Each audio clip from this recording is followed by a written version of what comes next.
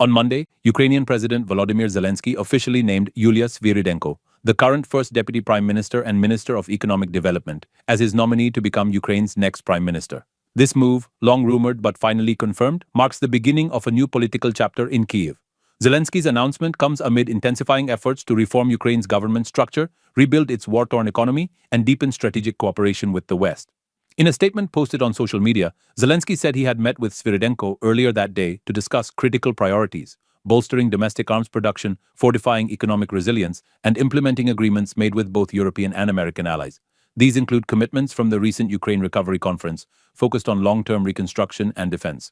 While the nomination is significant, the final decision lies with the Ukrainian parliament. According to Ukraine's constitution, Prime Minister Denis Shmyhal must first submit his resignation. If accepted, the parliament has 30 days to confirm a new prime minister. Zelensky's Servant of the People party currently holds a majority, making a swift confirmation likely. Denis Shmyhal has served as prime minister since March 2020, making him the longest-serving PM in Ukraine's modern history. Despite persistent rumors of his replacement since 2024, he remained in office through several reshuffles.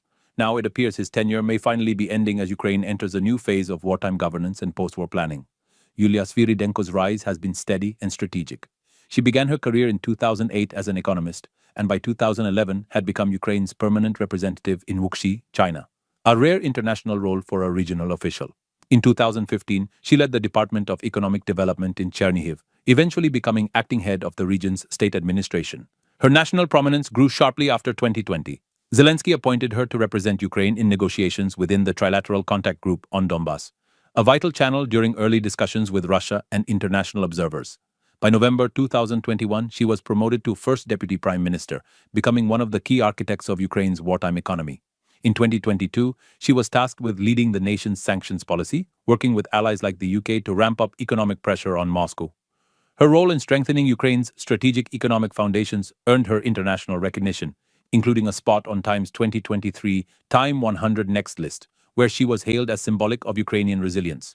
If confirmed, Svyrydenko would become Ukraine's first female prime minister since Yulia Tymoshenko, and only the second in the nation's post-Soviet history. Her appointment would also signal a generational and ideological shift, from a technocratic caretaker government to one poised for deeper reform, military-industrial expansion, and global integration. The stakes are high. Ukraine remains locked in a war of attrition against Russia, and its economic lifelines, from international aid to domestic industry, are under constant strain. The new government is expected to present a comprehensive action plan soon, outlining how it will meet these challenges. The next few days will determine whether this bold reshuffle becomes reality and what it will mean for Ukraine's war effort, recovery, and place on the global stage.